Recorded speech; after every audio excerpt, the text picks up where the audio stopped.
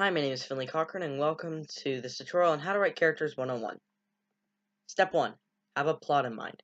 Most of the time when you're writing characters, you have a good idea of where the character fits in your plot. But if you don't already, then you should make sure that you know where each individual character fits into the plot in order to ensure that each character has the desired effect. Step 2. The main characteristic. Depending on how long you want your story to be, you'll have a different idea of characters you want to be static or dynamic. A lot of things will depend on whether the character is dynamic or static, but when writing characters, one thing should remain consistent, the main characteristic. Each character you write should embody at least one characteristic. For example, you will likely have the comic relief character and the character who cares deeper about the conflict than the others.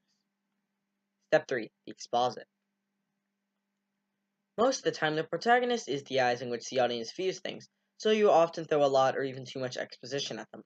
Make sure that when writing the exposit, the person whom the exposition comes from, you give them reasons to give the exposition and make sure it isn't all too much at once.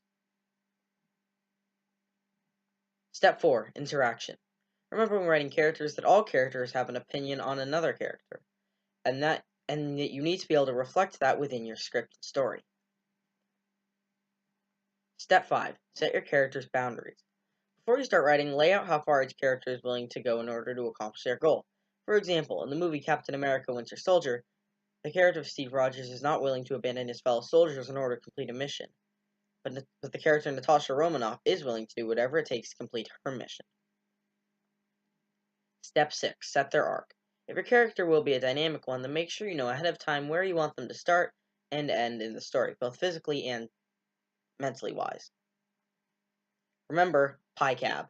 Plot, interaction, exposit, characteristic, arc, and boundaries. Here's a little visual to help you out.